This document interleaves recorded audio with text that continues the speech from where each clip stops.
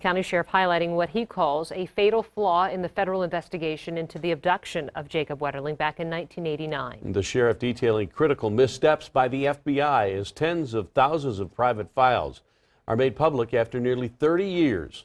Fox 9's Paul Bloom's live in our newsroom with the details. Paul, the sheriff critical of the FBI's tactics. Jeff, this was stunning developments at the end of the day. The Stearns County Sheriff providing a blunt assessment of the Wetterling investigation.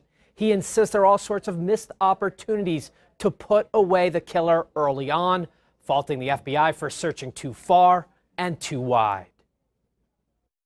All of us failed. Stearns County Sheriff Don Goodmanson opening the Wetterling case file, describing the investigation as, quote, going off the rails almost immediately. Now we know, and it frankly should have been known from the onset of the Wetterling abduction, that the light was not at the end of the tunnel.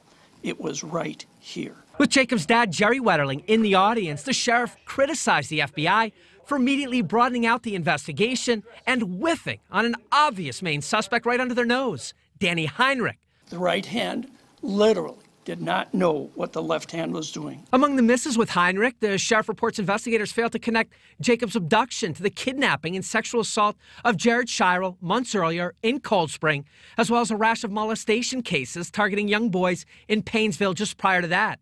He insists the suspect descriptions should have made the case a slam dunk. I did get a little spun up. There were times, I will admit, that when we were putting together this PowerPoint, we were screaming at the fly, can't you see this?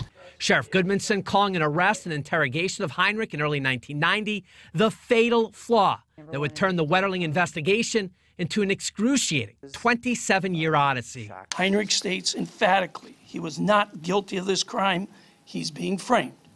Heinrich maintains he is innocent and calls the charges BS. Taking exception to that assessment was former FBI agent and lead Wetterling investigator Al Garber. He has his beliefs, he has his understanding, and he was going to make it fit the facts in this case. Garber, who sat through the sheriff's PowerPoint presentation, asked to respond to the allegations of failure and incompetence, but the sheriff cut him off. You know what, Al? Why don't you take it outside?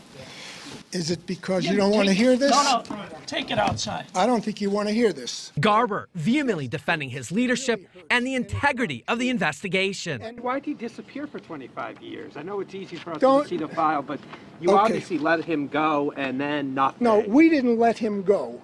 Let's be clear about it. At the end of the interview, when he said, I want an attorney. You know the law, right? Yeah. Once he says, I want an attorney, that's it. And worth noting here, Garber actually left the Stearns County Law Enforcement Center with Jerry Wetterling. Jacob's dad telling us he was just there to listen and had no comment regarding the release of the case file and the spat that erupted between the Stearns County Sheriff today and the former FBI lead investigator. We're live in Newsroom tonight. Paul Bloom, Fox 9.